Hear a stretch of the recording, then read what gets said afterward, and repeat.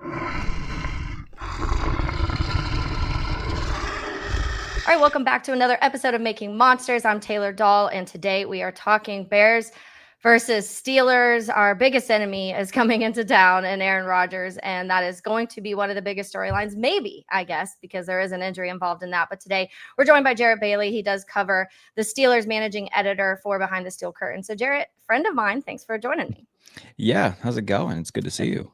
Yeah, good to see you too. Let's start with that. I mean, the Aaron Rodgers storyline is going to be huge. I know he kind of downplayed it a little bit. They asked about, him about being the villain in Chicago, and he's like, "It's over. Like, I'm not in Green Bay anymore. I've moved on." Blah blah blah.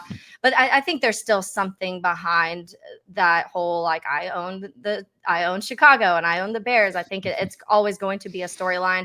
And Bears fans just want to beat him so badly, but Bears fans also want to continue to win. You're 7-3 right now. So talk a little bit about that. Number one, what your expectations are. Does Aaron Rodgers play? And if so, what does that look like this weekend? I'd be surprised if he doesn't, simply because like it is the Bears. If it was just about anybody else, like any sort of other NFC opponent, it's just like, all right, yeah, obviously you want to win, but in terms of like tiebreakers and whatnot in the playoff picture, like you feel okay skating by with Mason for a game. But the fact that it is the Bears, the history there, like it speaks for itself at that point. So I'd be surprised if he doesn't play. He talked to the media yesterday and said he'd try to get going back in practice on Thursday. So if he is back in any sort of capacity in these last 2 days of practice, I would expect him to go. If he can't for whatever reason, obviously the wrist, it's a slight fracture in his left wrist. So, I mean, that, does impact, when it comes to like gripping the ball and whatnot. And obviously, he's 41. He doesn't want to get hit. So there is a world where he doesn't play. But if I had to guess, he's going to. And in terms of what that looks like, right now the Steelers' offensive line has actually played a lot better than I think a lot of people would have expected. Last week, Aaron had the second most time to throw on average in the league. Granted, the Bengals didn't have Trey Hendrickson or Shamar Stewart on the field. But even overall throughout the season, save for week one against the Jets where, they're still getting their feet under them and whatnot, they've looked pretty good. There's been multiple games. I think they went three weeks where Aaron didn't get sacked. So like they've played well. And the thing with him though is just like anytime he does sense any sort of pressure, he's checking it down, throwing the ball into the dirt because he doesn't want to get hit.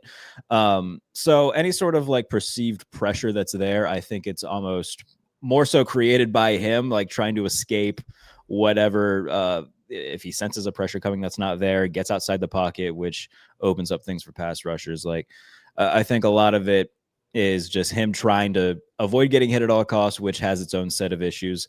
I think he plays Sunday. I think, again, if it was anybody else, he might be more okay sitting out. But considering that it's in Chicago, probably the last time he'll ever play there, I expect him to go. Yeah, it's practically home to him. I feel like he gets in there and he's like, "Oh, I've won here many times." When you talk about like the overall mindset and feelings from fans and media of what they've seen from Aaron Rodgers so far in Pittsburgh this year, what has been the overall? Is there happy? Because obviously it was not that with the Jets. I feel like is it a sense of happy that the performance that he's done so far? I think for the most part, yeah. I mean, he's got 19 touchdowns on the year. The record before that, since Ben left, was Russell Wilson last year was 16. So, like he's done that and then some in just over half a season. He's been efficient. Now, over the last couple games, like especially the Chargers game, which is, you can make the argument, the worst game of his career. There's been some of those underlying issues that have come to light. But even like the first drive against the Bengals, they go down the field, he throws a touchdown pass, things look good. That kind of died down for the rest of the first half, unfortunately. But in large, the large picture of things, he's thrown 4 touchdowns in a game twice. Like I said, he's been largely efficient. There's been games, the Cincinnati game where they put up 32 points. Like those are games that with the money that they have in the defense on the other side of the ball, a game that they should win. Whenever you put up 25 points against the Packers, you expect to win that game when you're winning by 9 at halftime. It's like he's done what he's needed to do in a couple of these losses. So I would say, yeah, by and large, like it's a positive reception. I know a lot of, Steelers fans spent from March till June saying how much they didn't want him there, and then as soon as he signs, everybody gets excited because that's how fandom works. Oh But yeah. I've been completely on board with it. I think he's, in terms of what the expectations were, I think he's exceeded them to a degree. And when you look at what the numbers he's on pace for, if you would have told me those numbers coming into the year, yeah, I'm sure everybody would have signed up for that. Yeah, there's another kind of fun storyline when it comes to Arthur Smith and Dennis Allen, because if people don't remember going back to the Falcons Saints game where obviously Dennis Allen was Oh the head yeah, coach at that when Jamal time, Williams ran scored, I yeah, forgot. yeah. And he kind of ran up the score on them, and Arthur Smith was not happy about it. And now you have Arthur Smith, the play caller in Pittsburgh, and Dennis Allen, obviously the defensive coordinator in Chicago. So I don't know if that storyline is being talked about much at all, but it's kind of fun to me because it's two guys who definitely had a little bit of some words exchanged after that game. Yeah, then we had to listen to that dweeb Jameis Winston talk about it after the game. God, I forgot about that. Yeah. I In terms of Arthur Smith, like I've been pretty happy with his performance overall. There's been games where like he's genuinely been in his bag with some of the play calls and whatnot. There's been games where it's been less than that. But overall, like I've been pretty happy with Art in terms of the run game getting going. Like there was a game earlier this year where Jalen Warden couldn't go. It was the game in Ireland against Minnesota, and Kenneth Gainwell comes in, rushes for 100 yards and 2 touchdowns. The usage of Darnell Washington in the passing game, which has been such a fun innovation for the offense. They've gone 12, 13 personnel a ton this year, so they've found an identity, which over the last few years, even last year in his first year with the team, like they struggled to find that. They didn't really know what they wanted to be. Are they going to be more so of a run team? But even like when Justin Fields was in there, they didn't do a lot of the design run stuff with Justin Fields. Do they want to be just a, F it, chuck it type of team with Russell Wilson? Well, when George Pickens isn't in the lineup, you can't really do that. So I think they've really found an identity of we're, going to put our biggest dudes on the field. We're going to run the ball to set up some deeper looks downfield, set up stuff over the middle. And that's just kind of what they've been so far. They've fallen down EPA rankings over the past couple weeks just because the offense has fallen off a bit, but overall happy with Arthur Smith and the job that he's done so far. And there's been a lot of talk about like, all right, is he going to get another head coaching job? I don't know. I think he'll get interviews. I think he got interviews this past cycle, so his name will come up. But if he does leave, he's not going to be someone that's just like super easy to replace. I think he's actually done a pretty good job.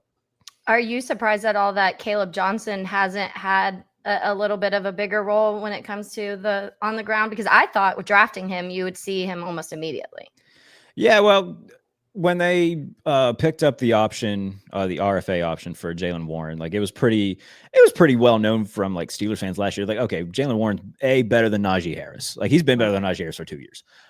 So I think Steelers fans were more than comfortable having him as the starter, and he's done a really good job this year when given ample opportunities. Drafting Caleb, I thought that he would be the number 2, and Kenneth Gainwell would be just the third, maybe the third down scat back type of situation. Really, it's been Jaylen Warren and Kenneth Gainwell, and for some reason over the past 2 weeks, it's been Kenneth Gainwell than Jaylen Warren, which has been frustrating. I know I just complimented Arthur Smith, so now let me say something about him that like annoys me. These weird binkies of players that he finds, like in Atlanta, it's Jonnu Smith, who's currently with Pittsburgh.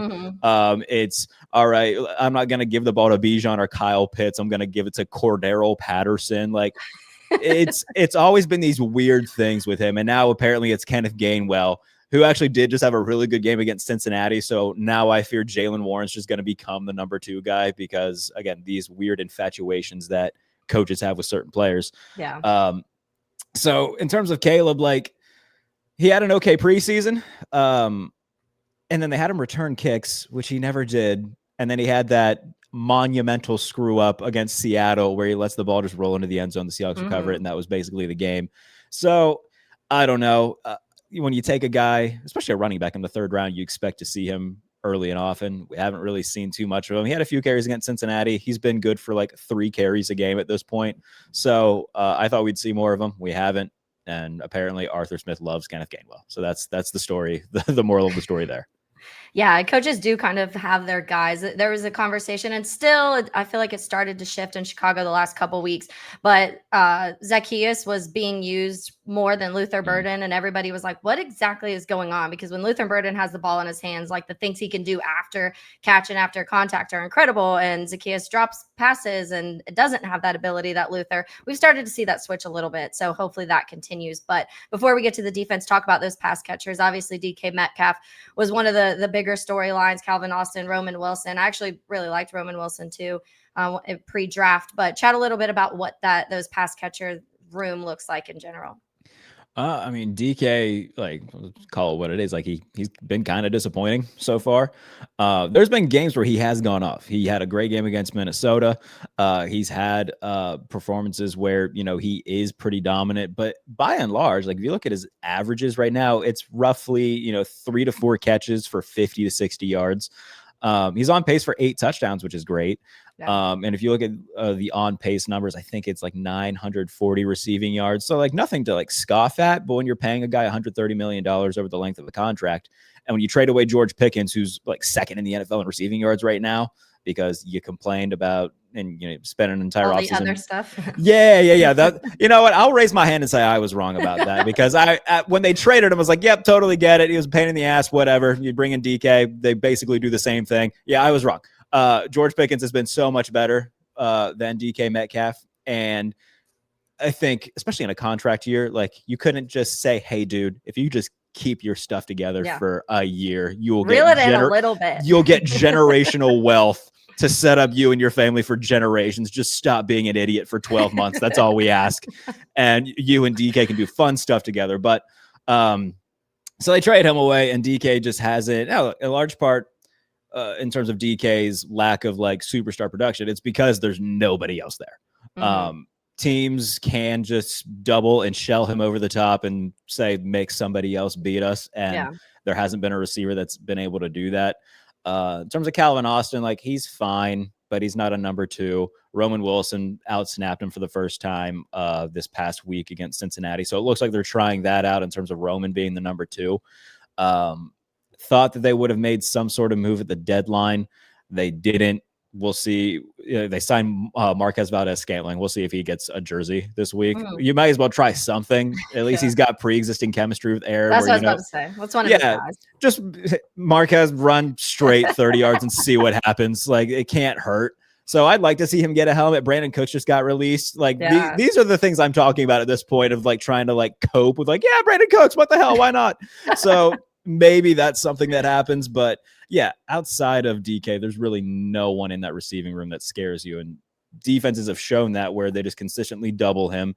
And again, he should be able to do a little bit more. But, you know, there's especially these past couple games, like he got behind the defense against Los Angeles. Aaron overthrew him, would have been a touchdown. Got open on a corner route from the slot against Cincinnati. Aaron overthrew him. So, you know, he's doing the necessarily things that he has to do, but Aaron has to hit him on these as well. So the lack of number 2 has certainly hurt him, but I expected a little bit more.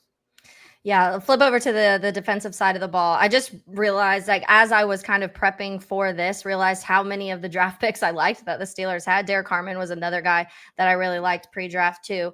But chat a little bit about that defensive line. We know about TJ Watt. He's incredible. But I do think that maybe it's been a little underwhelming compared to what people thought Pittsburgh's defense could do. But chat a little bit about those guys up front. I think Nick Herbig's the best pass rusher that they have right now. TJ, like dating back to last year, like it's pretty clear that, all right, this is the end of career where it starts to slow down a little bit, which like makes it even more annoying in hindsight where like the Steelers helped him win like the metaphorical pissing contest with Myles Garrett, where, all right, Myles got 40. I want more than that. And I'm like, all right, whatever. We'll give you 41. And he's done. Like, he's got 6 sacks on the year, which like it's not bad, but when you're making Myles Garrett has that in one game. Yeah, Myles Garrett has 15. So like maybe you could start doing a little bit. We're not like, I understand he's getting doubled in chip. Well, you know what Myles Garrett does too. So like I wish, you know, again, hindsight being 2020, I wouldn't have given him that to begin with, but especially now, like looking at it, it's like, oh my God, like they're not paying a quarterback big money, so it's like not that big of a deal, but financially they don't look too smart doing it. On the other hand, Nick Herbig's been awesome. He leads the team in sacks. He has the highest pressure rate on the team, the most pressures on the team despite missing a game. Like, he's been awesome.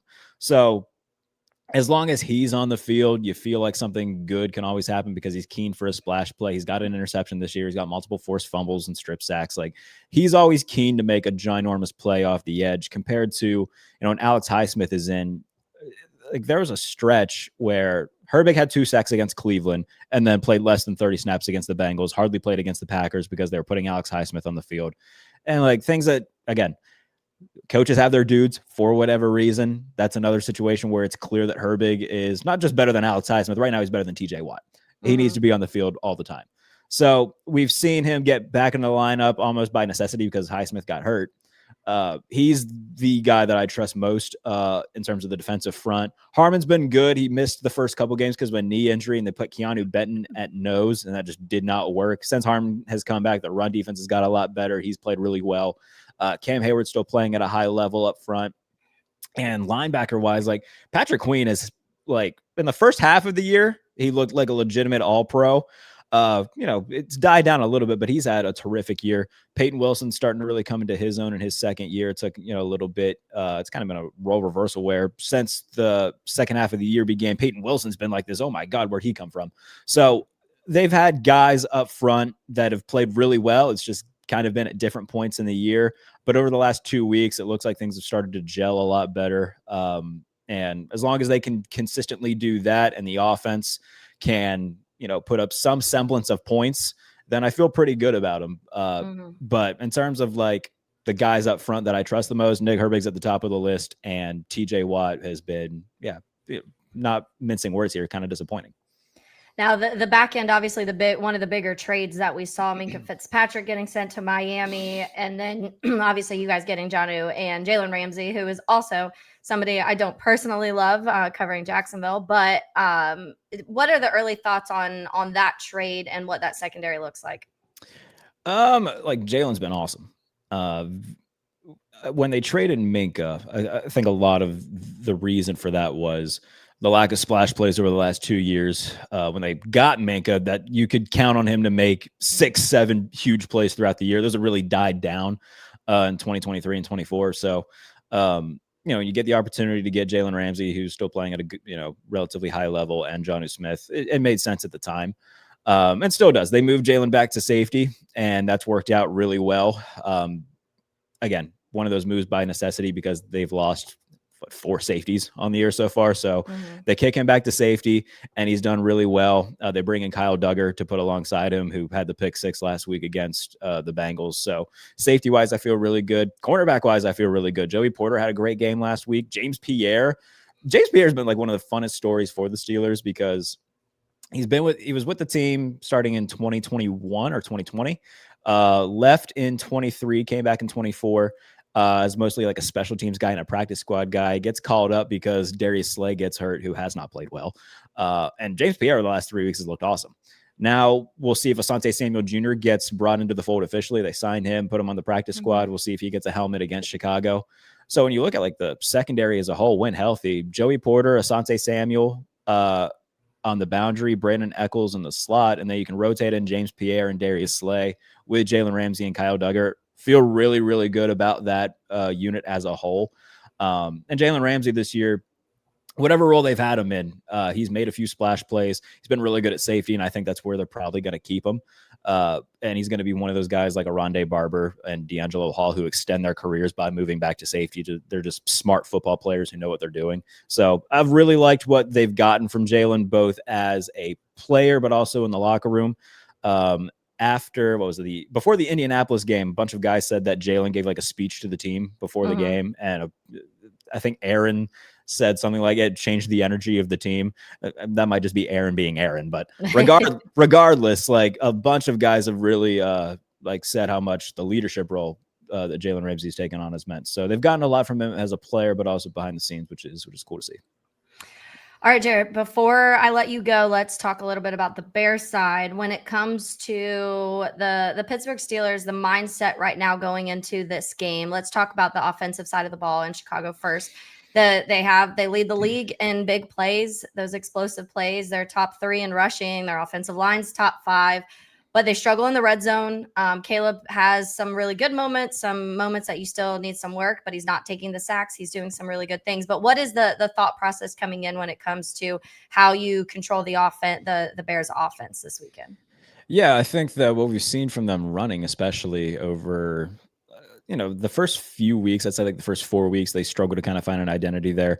DeAndre Swift had a big game against, what was it, New Orleans earlier in the year, and I think that's kind of when things got going. Kyle Monangai had a ginormous game against the Bengals. So this Ben Johnson run attack, what we saw in Detroit really, has kind of found its way to Chicago, and it's helped out Caleb a lot too. Rome Odunze, I know that his dad had a lot to say after one of the games, but he's been a very fun player to watch. If they start giving Luther Burden more looks, DJ Moore is obviously still there, but I think Rome's kind of taken that spot as the number one guy. Like offensively, it's as if like Ben Johnson just wanted to build his own version of the Lions. Offensive line wise, we know how bad they were last year. They completely redid it in one off season, and it looks great so far. Who's the right tackle? Jaylon, right? Darnell. Yeah. Darnell, right? My apologies. Yeah. He's been tremendous, like legitimate all pro level player. So he moves men. Yes, very much so. And Caleb's taking the necessary steps forward. Like he's still going to be Caleb, where he runs around, probably does a little bit too much sometimes. Those are the things that you live with. When talking about elite quarterbacks, no one ever talks about guys who are just like, oh yeah, gets rid of the ball really, really fast and doesn't do anything explosive. Like, yeah, sometimes you got to hold the ball and let things develop and do some crazy stuff to allow that greatness to come out. So I don't really, if I'm a Bears fan, I'm not worried about that because that's where good things usually happen. Sometimes, you're going to take a sack, you're going to throw a dumb pick that comes with the territory. So I think he's taking the necessary step forward to, live up to the draft hype. Is he a top 10 quarterback right now? No, but he certainly looks a lot better than what he did last year. And even last year, 20 touchdowns, 6 picks. It's not like he was a bum. It's just he got overshadowed by Jaden Daniels. And, even Drake May up until this point, he's having a great year too. So I think he's had a good year offensively. That's their 10th in EPA per play. So they've been efficient. And they don't have like a big superstar name on that offense, but they have just a bunch of dudes who know what they're doing, who are talented and do their job. And that's been what's helped them get a lot of comeback wins, like comeback win last week against Minnesota. They had the comeback against the Giants. Like they're not blowing. Had 5. Yeah, I was going to say they've got like 5 just like cardiac arrest wins at this point where they're losing late in the fourth quarter. They come back and win. Is that sustainable? For a season, we've seen that it's sustainable. Is it going to be sustainable next year? No, those are things that you're going to want to clean up. But for right now, they're leading the NFC North. You are what your record says you are. Any given game can go any certain way. They found ways to win them, and they deserve credit for that. And I think offensively, they provide a lot of issues just because they have, again, not like one superstar, but like DJ Moore, Luther Burden, Rome Odunze, a good run game, a good offensive line. That's not a unit that anybody's like lining up to face. Yeah, and that's what it's weird being a Bears fan this year and watching your offense have to save games because in the last 10, 15, 20 years, if not beyond that, it's been the defense. And the defense they have a lot of takeaways. That's their thing. They'll get the ball. They'll get a turnover 1 or 2 times a game.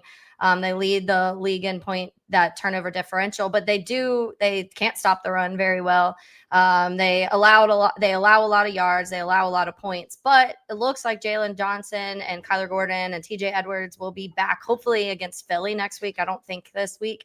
I do think that's a help, but Dennis Allen's able to just kind of create things. And then they got Al Harris from Dallas, who's just been tremendous when it comes to helping those defensive backs. And I think that has at least kept them afloat. So you get healthy, and I think this could be a competitive team. But to your point, I'm tired of games where in the final minute, I'm like, all right, we need another something crazy for Caleb run or a blocked field goal or something. And I would like to just beat Aaron Rodgers handily, personally, Jarrett.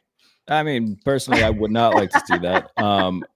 Yeah, looking at like both defenses right now, the Bears are 16th in EPA. The Steelers are 17th. So like very similar defenses in terms of limiting teams to certain efficiencies.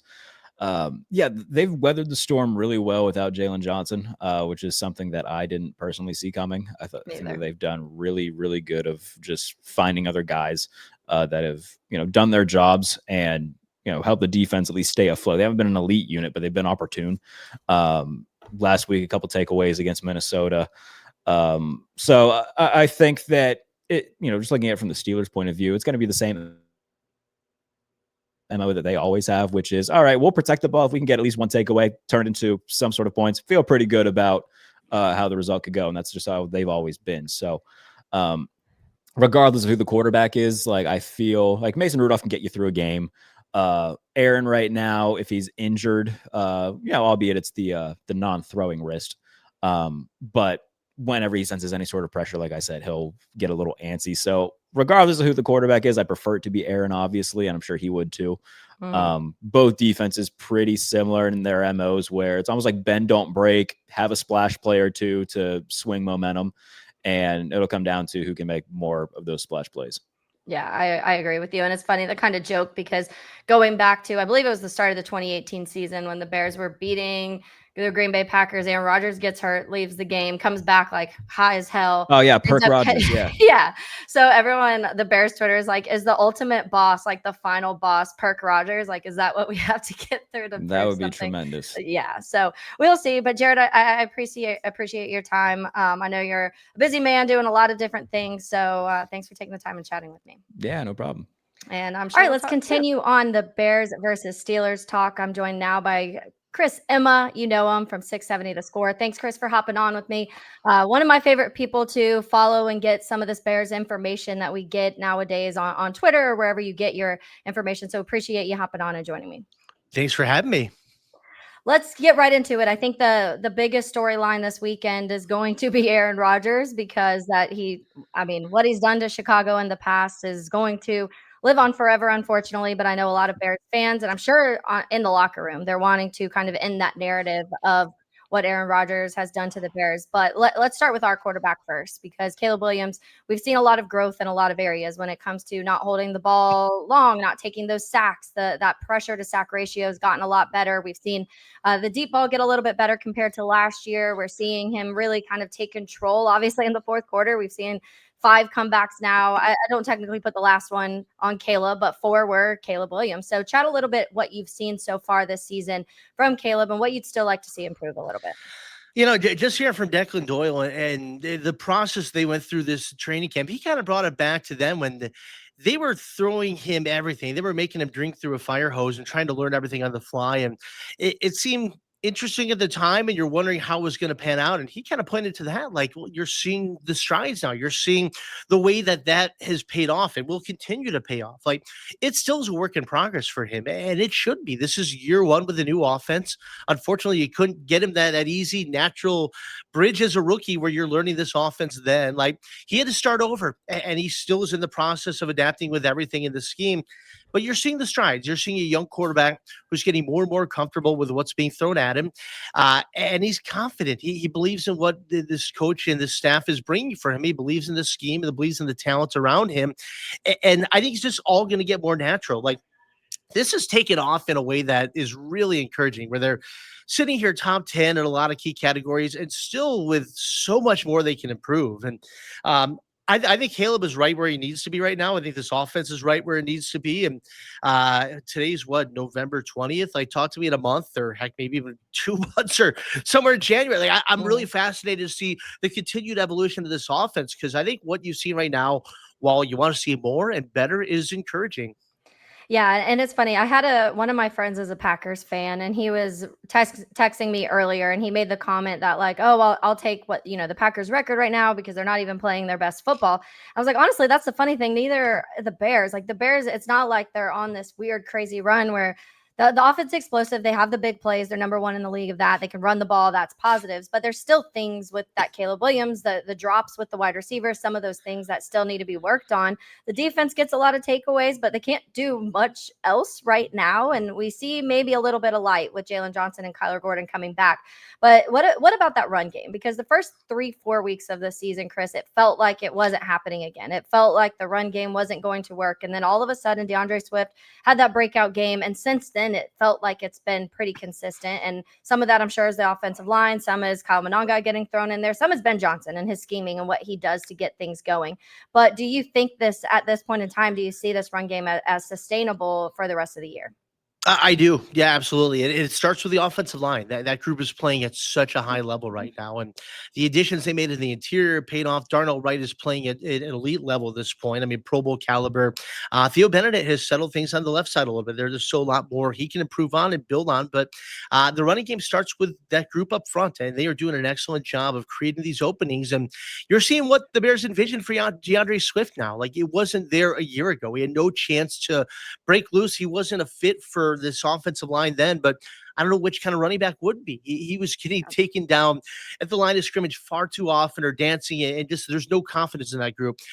Now you're seeing it. Now you're seeing what they envisioned from DeAndre Swift when they gave him that 3-year, $24 million contract. It's like, run free, find these openings and go, because he is an explosive player when he gets into the open field. He's got a head coach in Ben Johnson, who's the play caller, who believes in the running game. That's always going to be the top priority for him, and he's able to create these openings with his scheme and the block. It all works hand in hand now, and you're seeing this thing take off. And you talk about the identity of this offense. It's going to be predicated on running the football over and over again and having that be the focal point of your success. But right now, what you're seeing is really promising, and that's the budding identity here. We'll see where the running game is in a year or two. Who's the back? How's it going to look? Maybe you get a chance to get some upgrades in that group, and not to take away from DeAndre Swift, but like, imagine you want your own Jameer Gibbs, you want your own David Montgomery, which is funny to say for a guy who did play here. Like, build that identity out with the best backs you can, and you got a real chance for this offense to completely take flight. Yeah, a Jeremiah Love would be nice, but I don't think the Bears hopefully are not picking high enough to get Jeremiah Love next season. Pass catchers in general, it's very unpredictable week to week. I feel like what that's going to look like. You saw those first 4 weeks, a lot of Rome Odunze, and then you saw Rome not get a single catch, and then you saw Rome Odunze get the first target the following game, and then we're seeing a lot of Zacchaeus, a lot of people calling for more Luther Burden. That Colston Cole, that's been an interesting dynamic. So the pass catchers, it's just unpredictable, but I think it's a good thing. Caleb Williams hasn't latched onto one guy as a security blanket. He's been able to spread the ball, I think, pretty evenly, and Ben Johnson, I think, has used that in his favor. Yeah, and I think that's just kind of the byproduct of an offense that's completely a work in progress, is that dynamic. I wouldn't look too much into the target share at this point, because I think it's just about establishing some continuity with the offense and the passing game in particular. Now, there's something deliberate when you talk about a guy like Olamide Zacchaeus, who had the drops a couple weeks ago and then sees 10 snaps, whatever it was, in Minneapolis. Like, that's deliberate. You want to get guys like Luther Burden more of a chance as he continues to evolve. And I think the thing that you kind of lose sight of is that he wasn't showing comfort in the offense early on. And I think that's different now. He's put into the work to be successful with that. And I think he's earned the trust of this coaching staff. And, the pass regime with Matt Eberflus would throw young guys out there into key roles and see sink or swim, go get them. That's one way to look at it. Ben Johnson's staff makes you earn these roles and take advantage of what you get in practice each week. So Burton's an example of a guy like Colson Loveland too, who had to establish himself into a role, show that kind of comfort and mastery of his assignments, and then you can see what you can get on the field. So I wouldn't look too deeply into the target share just as this offense continues to settle in, but I think you're going to see a lot more Luther Burden in that regard.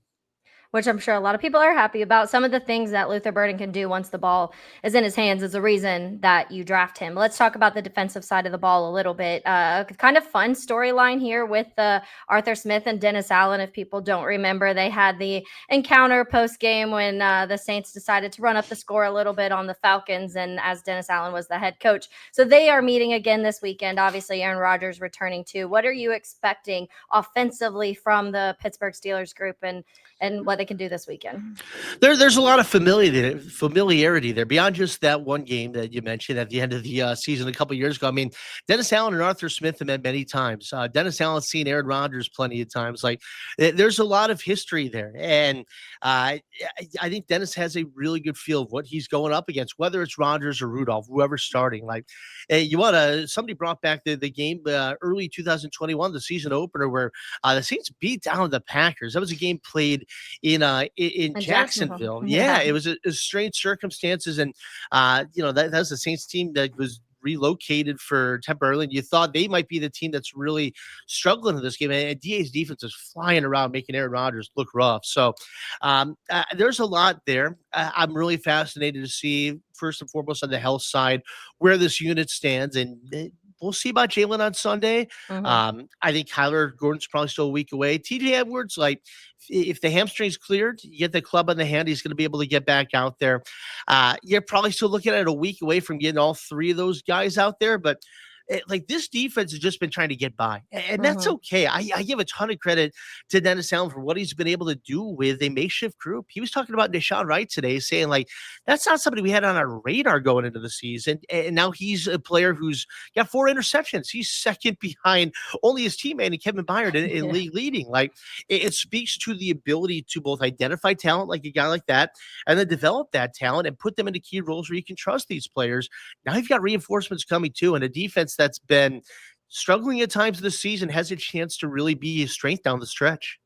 Yeah, I talked a lot about Dennis Allen and his defenses. Those secondaries have always been really important. He's been good at developing secondary players, but I also every week I feel like give a round of applause to Al Harris because what he's been able to do, to your point, with the Deshaun Wright, no Jaylon Johnson, Kyler missing the majority of the year. They adding CJ Gardner Johnson, I think, was big too. Having a guy that can kind of play safety, also play nickel corner when you need him, move him around, and has that physicality side. The issue was, can he not punch people and like behave a little bit? We've seen it so far, so hopefully that continues. But even creating some sort of pass rush, which was very lacking early in the first half of the season, you started seeing a little bit more of that with using the safeties, with using, the nickel corner. Montez Sweat starting to really step up. You're seeing Austin Booker get some hits. They didn't have a sack last week, but they were putting pressure on JJ McCarthy, and they had a couple QB hits and just kind of made him get uncomfortable in a pocket. I think that's the start of things opening up there. What do you think about that pass rush room for the rest of the season?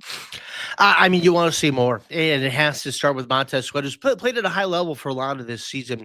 He has to be that guy that sets the tone for that pass rush, the guy who is drawing double teams and creates openings for somebody else, so the guy who takes advantage of those one-on-ones and gets home, creates that pressure.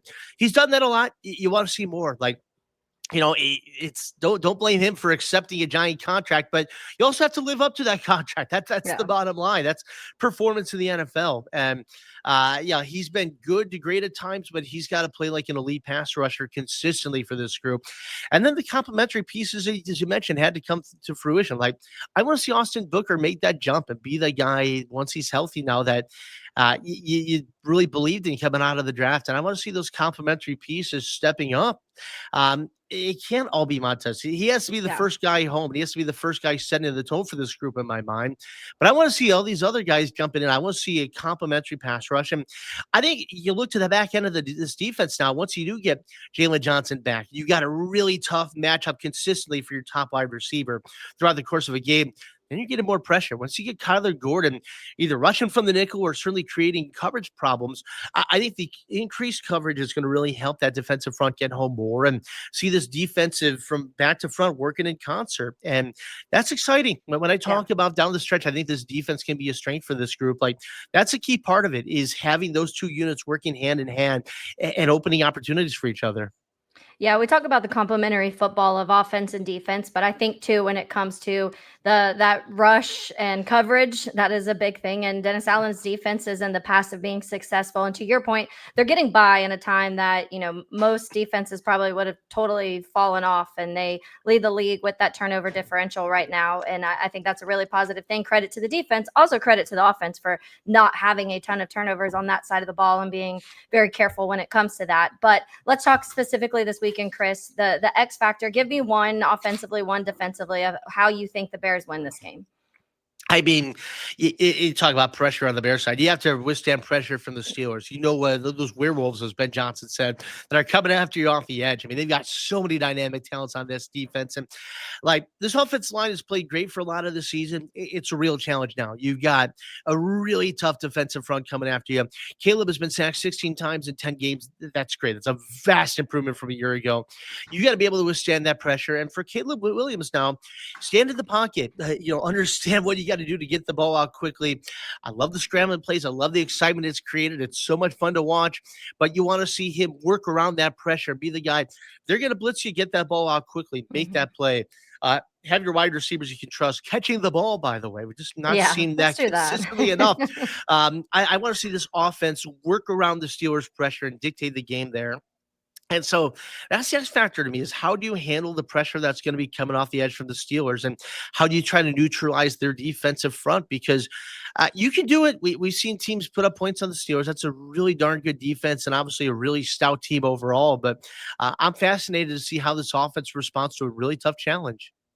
Yeah, a tough stretch down, at the end of this season, but I think you can really start to prove yourself. And you mentioned Jalen, Kyler, and TJ Edwards. I feel like let them have this weekend and get them all back for the Eagles on Black Friday, because it is a short turnaround from Sunday to Friday. So I do think having those guys in that final, when you're facing the Packers twice, and you have the Eagles and you have the Niners, and you have that stretch of games that you really want to win. Obviously, the Green Bay Packers, you want to be able to win those. But what is your thought, by the way, of the Aaron Rodgers topic? Do you want Aaron to play so the Bears can beat Aaron, or you're like, whatever, I don't Yeah. care, just get a win? You get Aaron Rodgers out there. Look, there's so much history. This is an all-time Chicago sports villain. I mean, there's nobody close to it for me. This guy, not only is 24-5 against the Bears in his career, he not only has beaten the Bears, he rubs the Bears' nose in it. He rubs Chicago's nose in it. He tells the city and the fan base that he owns them. It's the disrespect is through the roof. You don't want to see Mason Rudolph play. You don't want Aaron Rodgers to be on the sideline wearing a visor and shrugging the whole time. Get him out there. This is your chance. He's 41 years old. Yeah. He's not the Aaron Rodgers of old. This is your chance to get. How many people still talk about when the Bears and Corey Wooden took on Brett Favre on that frozen tundra in Minneapolis and took him down one time? Like, you want your moment. I'm not saying you're trying to take him out, but I'm saying, like, you want your moment to get some back on him. You want to have that game against Aaron Rodgers where if this is the last time they play, you say, hey, we got him one time at the end. Like, it's not been a great history here. He owns this rivalry. But you got a chance now to leave a lasting impression on him. You should want him out there, and you should want to get some sort of vengeance on him. So, look, he's had this comments this week reflecting on the rivalry and talking about how much he loves Chicago and this really like condescending tone. And he's a troll. He loves being the troll with it, and it's fun. Like, I don't blame him. You should have fun rubbing it in on a city that said so many things about you and this rivalry that's meant so much. I love the way that he speaks about the rivalry, but you got one chance here to get him back, and it might be the last chance overall. So you should want him to play, and it adds intrigue if he does. Yeah, big time. Soldier will be rocking for sure. Final one, Chris, because you obviously cover Chicago sports in general up there. When's the last time, if ever, you were covering a winning record Blackhawks, Bulls, and Bears team at the same time? I tell you what, I really only am focused on the Bears from a coverage standpoint, but like I'm on the bandwagon for the Hawks and the Bulls. And I was actually at the game a couple nights ago, the win over the Flames, and like I struck just by the parallels. You got a team with a first-year head coach, number one overall pick from a couple years ago, who didn't really kind of got out of the gate slowly, and you got a budding culture now. That number one pick is taking off. Like the parallels between the Bears and the Hawks are uncanny, and they're both thriving early on. The Bulls, I'm still trying to figure them out. Yeah, I'll say this: they are really entertaining, for better or for worse. And I flipped off the game in Portland until the last couple of minutes. Like, they're losing, like, and you find a way to win. So, all joking aside, like, you'd like to think all these teams in Chicago are on the up and up in some form. And you can make a case for Cubs, White Sox, Bears, Bulls, Blackhawks. They're all in some kind of rise right now. So it's been some really dark years the last several years here in Chicago sports, and I think things are looking up. It's fun to watch. I was about to say, I think that the city deserves it with all of the oh, absolutely, the suffering here. We need something fun to watch, and all these teams look like they're on the up and up. So good times here. We'll see where it goes, but you could have some fun years ahead. I was thinking that even with the comebacks this season with the Bears, obviously those comebacks or fourth quarter comebacks were not happening last year in general, but I also felt like every time it happens, I'm like, we've deserved this. Last year we had to watch the Hail Mary, and we had to watch the failed timeout on Thanksgiving. We had to watch the block kick by Green Bay. This year we're getting all of that like in return, and it's kind of nice to watch right now. But yeah, and I've said this too, like just enjoy the ride with this team. If you Yeah. want like the parallel, like they're the 2015 Cubs perhaps, and Mhm. you know that team had a great run in the playoffs. Like, but the 2015 Cubs took off because this young team thrived with the manager who created a different atmosphere, and you built yourself. For a year later, you were winning the World Series. Like this is a free year for the Bears. They weren't like whatever they get out of this year is great because you feel like there's more on the horizon and there's better years ahead. So, like you can poke holes in this team and say they got to get better at this. They've gotten lucky. This, whatever. Like it's all fair. Just enjoy it if you're a Bears fan. Like they're Yeah. playing good ball. They're finding a way to win. Yeah. So Chris calling it Super Bowl next year. We're Yes, exactly. All right. Thank you so much for your time. I really appreciate it. And again, enjoy your work. Take care. Thank you.